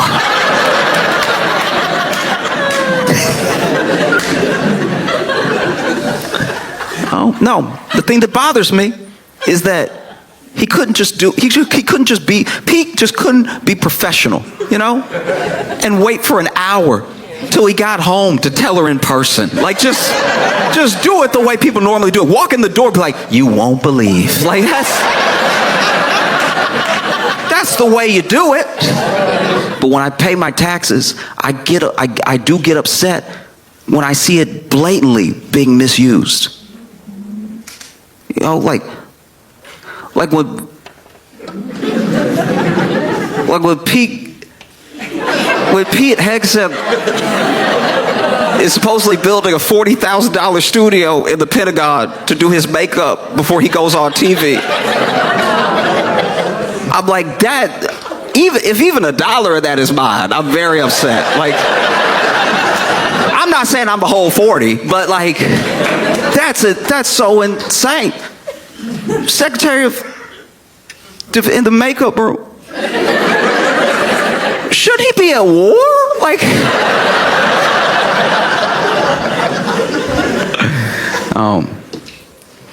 every once in a while, you come into contact with somebody that you know from you know in a personal way, and eventually, maybe this has happened to some of you. You turn on local news and you see them, and you're like, I knew it was gonna be something. You know what I mean? Maybe it's the 8 o'clock, the 10 o'clock news, but they did something. You see that mug shot and everything. When I was in Chicago, I worked with this dude at our job, in the break room, we had a light sensor for the light switch. So you could just press it, lights come on, or, if nobody was in there or if you didn't move for long enough, lights go off, right?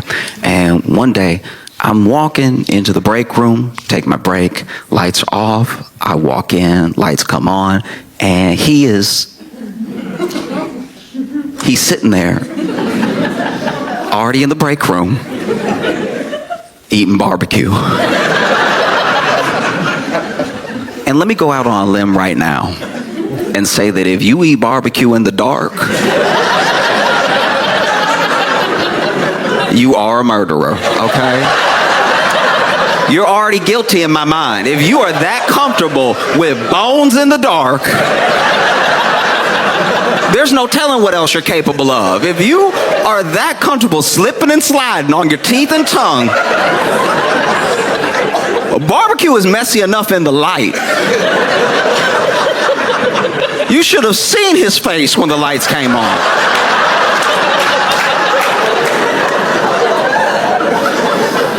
It was insanity. And then I walk in and he not even,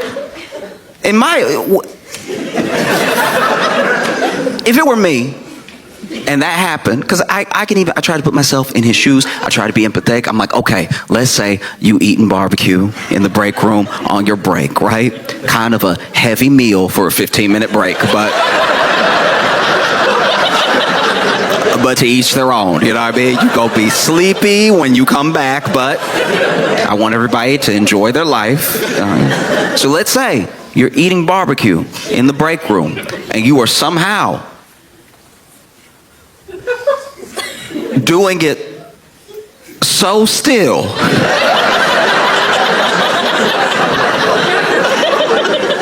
I'm not saying he should be hitting the rib like corn on the cob. You know what I mean? I'm not like I'm not saying he should be digging into it with his face. Like,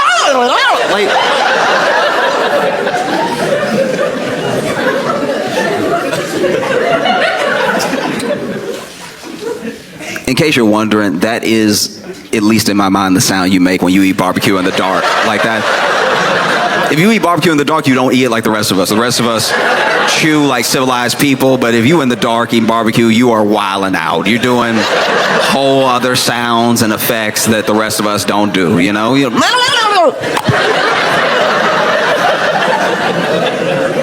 I'm not saying that you need to be doing a bunch of extra movements when you eat your barbecue. I'm just saying if you're doing it so still,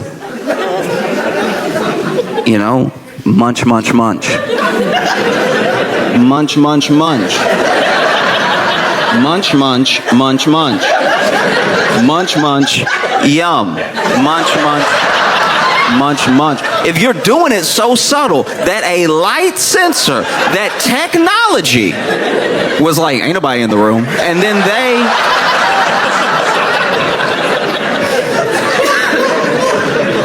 decided to shut the lights off on you, and you still did not feel led to change the conditions of your meal.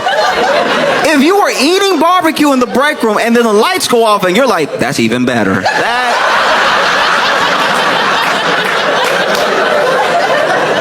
That tells me you're not right in the head. Something is going on with your mind or your spirit. Something is evil in you.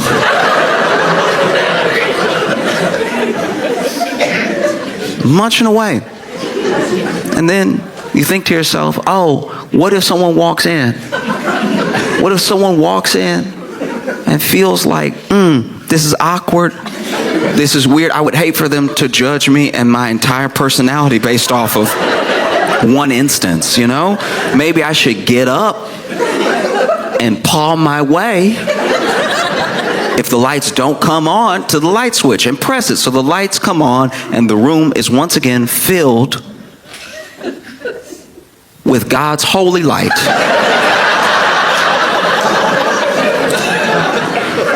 I even tried to extend that olive branch and be like, you know what? He probably didn't want to get barbecue sauce on the switch. You know what I mean? Maybe that's what it was. Maybe he thought if he was flinging his hands, he'd get barbecue sauce on the walls. That would look even scarier because now I walk in, the wall's red, you got a bone in your hand, you munching away. Really try to put myself in that headspace. Try to be fair to him. And after I got through thinking all those thoughts, I was like, nah, the whole thing was weird. No, I was right. It's insane.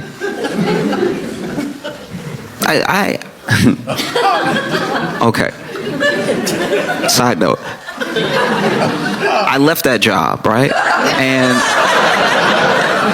one day I was catching up with a different coworker. I was telling them what happened, right? I was like, hey, I was super weird. Like I get in there and, you know, he'd been in the dark, so he wasn't fazed. It wasn't like something just happened and I walked in right after or whatever. And they were like, oh, you know what?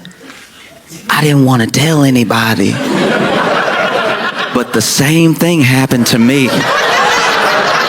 Which means on a different day,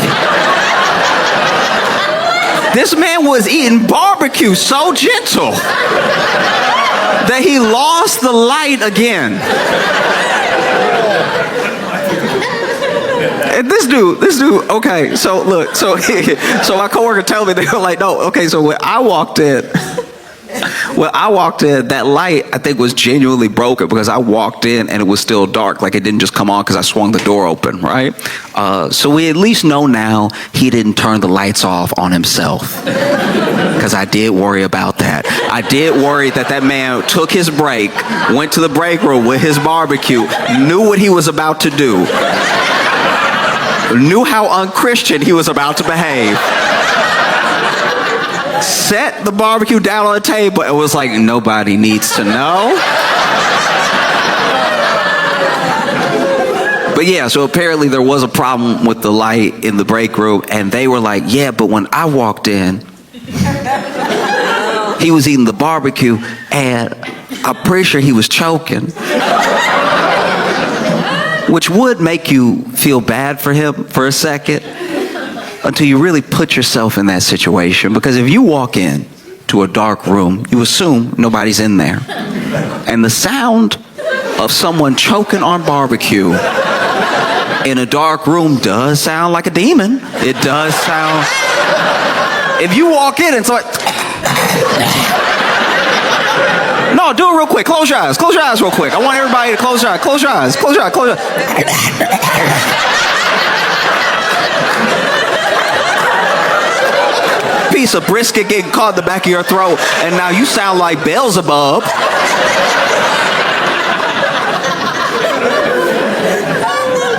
No. And so then when the light when the light from the door spilled in, they saw him, and they couldn't really make him out because they were kind of blocking the light themselves, just standing in the doorway. And they said that they just saw him like eating in the corner. Which, why are you facing the wall? I forgot to mention that. That happened to me too. He was facing the wall. It's already dark. You don't need to worry about being seen. But he's facing the wall going.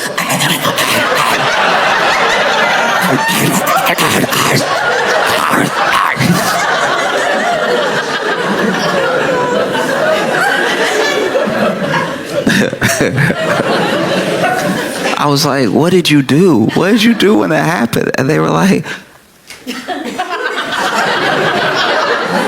I thought it was a demon. I yelled out loud, I rebuke you.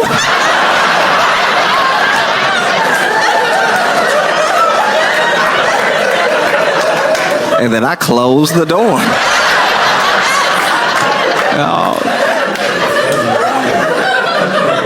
Oh, man.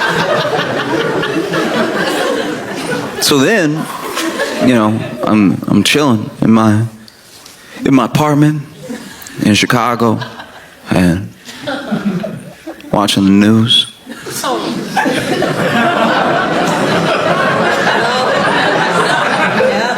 And I see a mugshot with a familiar face who had been arrested for trying to rob a barbecue restaurant.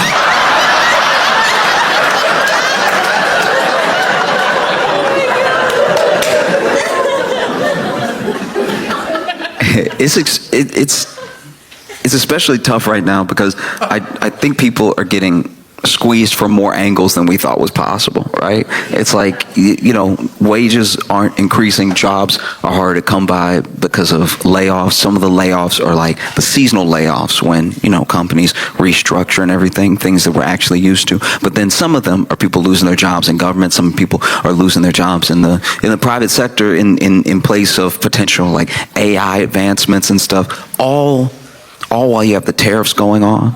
And I truly believe that some of it is preventable. Obviously, there's going to be ebbs and flows with every economy. There's going to be ebbs and flows with every country throughout its history of how rich it is or how markets fluctuate. Some of these are unforced errors and some of these are things that just happen, but it's all happening at one time, you know?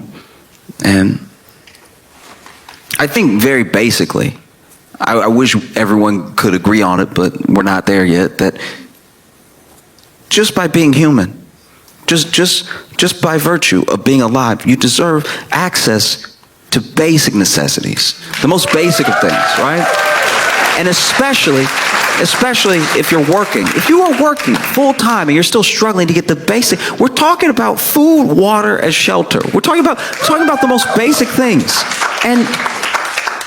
And I think sometimes when you bring up the people who are having a rough time, they're having a rougher go of it than is just, right? Life isn't fair, but you build the scales so that things can level out, so that they can be just. And when you talk about people who are having a rough time, who need extra help to try to get level, and they're working, they're doing their best. I think people conflate that with people who want luxuries, or they want something for free. These people are already working. We are the hardest working country in the world. We clock more hours than anybody else, and we every year have less and less to show for it. We have less to show in healthcare, we have less to show in education and possibility of upward mobility. Every year we work harder, and every year we have less. We take less vacation days than pretty much anyone in the world, and for all of our hard work, we are not seeing the fruits of our labor. And there are people who will tell you, oh, but if you just work a little bit harder, if you just do it this way, oh, I'm smart, I figured it out, you will too. It's people who are not addressing the fact that everyone does not get a fair shake. You know, like, you only need to look at me as an example. You don't think I want to be in the NBA?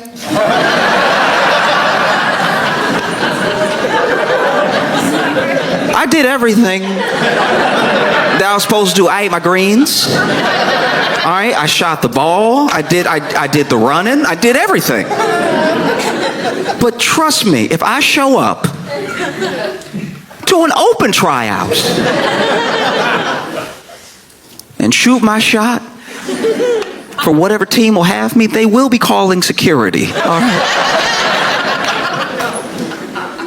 And finances work in a similar way. I'm not coming down on anybody who came up well, went to a good school, and then through that good school, you made a connection which got you your job, which affords you your lifestyle. I'm not saying you don't work hard. I'm saying everyone doesn't have that same opportunity, you know? And I think that at the very basis, right? At the very basis of food, water, and shelter, people get it in their head that even shelter means, a lavish house or something. Lavish. I'm not talking about lavish things. I'm talking about enough to get by. Everyone is fighting to get by. When you talk to people who don't have about what they want, they just want to be level. You know, they're not asking for expensive, lavish things like outdoor furniture. Patio furniture is ridiculously expensive. It doesn't make sense. It doesn't make sense. It's literally outside. You don't even want it in your home. It's almost trash. I don't care how comfortable it is. You literally let it get rained on. You know, you buy it from a store, and then you bring it inside for a second just to take it out to the backyard and leave it there. And it's too expensive. It's crazy. In fact, when the outdoor furniture is inside, that's when you know it's bad. When I was living with some friends in college, their lawn chairs were the chairs. And I was like, we in a bad situation. We're not doing well.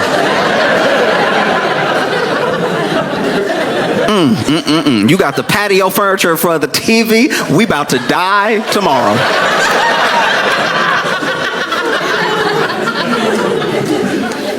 Whew. Yeah. You know? It's bad. It's bad. And it shouldn't be this bad, you know? You work. You pay your taxes, those things should come back to benefit you. And it's still, that there's a narrative that's going on that's got all of us really going after and arguing with each other. As if there's limited resources, as if there's limited money, as if there's limited opportunity, and we know there's not. We know that there's actually plenty to go around, even with the hundreds of millions of us that are in this country, there's plenty to go around, because we know how much billionaires have. Because they make it known how much they have, you know? Like you see how much land they own, and you're like, that is a lot of people could live there. That's crazy. Or you know that CEO that said he wanted to own all the water? It's like, that's something you keep to yourself. What a sociopathic thing to say. Oh, I want all the water. You can't even drink it. What's wrong with you? That's what kills me. It's like people think that it's solely government. People think that it's their job. They think it's not. I promise it's not. And what really burdens me, what keeps me up at night, is that these people are siphoning all this money. They siphon it from the government. They get benefits from the government. They get tax cuts from the government. They siphon all this money. They siphon your wealth from you. They siphon it in wages by the fact that they don't increase. They siphon it off of like shrinkflation when they act like they cry poor and then they charge you more for less. They siphon all this money, all to what end? To have a few people have all that money. All of that money. More money than anyone will ever need in their lifetime. And you know it because they don't spend it. They siphon all of this money out. They are literally parasitic. And then they dress like me.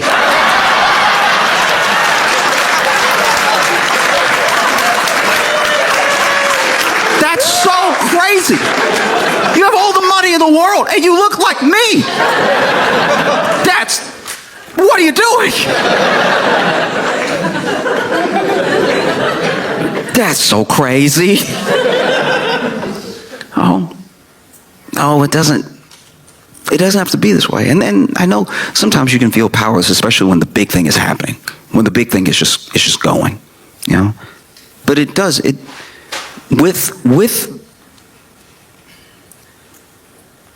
a movement towards any action that is based in the people's wishes, it has to come to fruition in any instance. And you see it all over the world. You see people rise up in whatever form it takes to make their voices heard. And it's still very much possible. I know that there's a narrative out there that you're like a cog, that there's nothing you can do, and that you might as well just scrounge up as many pennies as you can to get by, and that'll be the best you can ask out of life. You know, it's to the point now where even people who cross over that $1 million threshold, they enter that tax bracket, they still feel that way. You could make $500,000. You could have $300,000 saved up, and you might sell something within your company, make another $200,000. You might cross that $1 million threshold, even by just a little bit, and still be like, I'm barely getting by. And people roll their eyes at that. They scoff at that. But the way that things are set up, unless you are uber rich, is very easy to drop right out of that tax bracket. None of that is certain. You know, small business owners, some of them could be considered millionaires, but they'll tell you, they're like, my actual business and the people that I care for, the employees that I employ that depend on me for their benefits, for their livelihood, it's like we are month to month, right? So this structure doesn't end at just taking care of yourself. And it is why everybody, to the best of our ability, we have to be looking at the whole. The way that they play it is the way that benefits them every single time. Someone who's already a billionaire would love for you to just try to be like me. You can do it if you work hard enough. That's the narrative out there. They don't talk about how many government benefits they get, how many tax cuts they get, that they were born rich. They don't let any of that into the story because it would kind of ruin the whole thing. You know what I mean? So, you know, it's literally, it's up to you, because we're already there. We're already in a place where I don't see how things are just going to get better by themselves. People are putting burritos on layaway. That's insane. That's so crazy. There are apps now that they come to you and they're like, hey, we'll let you finance your lunch, dog.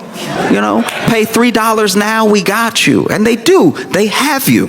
And they don't let go. And before you know it, it's been a month, and that burrito that was $12 when you didn't have it is $65 now when you're done paying for it. And it wasn't worth it. And it siphoned more from you. The things that weren't already taken. They can take your wealth. They're taking it now.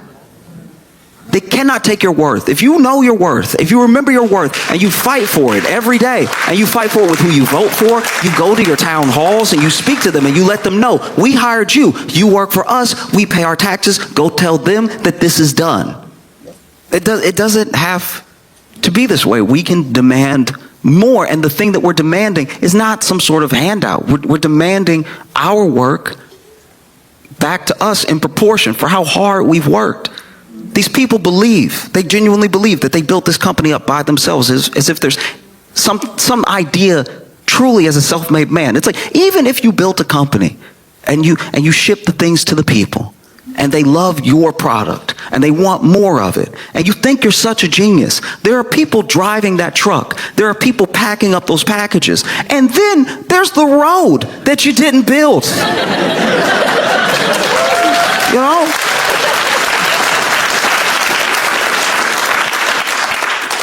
In what world should it be like this? That's crazy. And then the narrative gets put back on us, that we deserve these pennies, that we deserve such a small share of the thing that we helped build. Look around. Really look around when you walk around your city. Really look around when you travel. Wherever you go in America, no matter who you are, we built this. We built this together. We built it. And I'm not even saying that these like titans of industry don't hold a part in it. I'm not discounting someone having an idea and through ingenuity bring it to fruition to the point where they employ people, to the point where people depend on them. But there are responsibilities that come with that sort of thing. You know, I wanted to start a candy company, and I was like, nah, I'm actually going to be a terrible boss. I'd be a terrible boss. You know, I'd be in there in the candy factory eating all the chocolate, making myself sick. And then when people come to the factory to look at our chocolate, they'd be like, the boss is in the bathroom throwing up again because he's a child that can't stop himself. And that's why I didn't start a business, because I was like, you know, there are other people that are better at it. it's tough. You know, you shouldn't be put in a position where you got to put barbecue that you eat in the dark on layaway. Like that's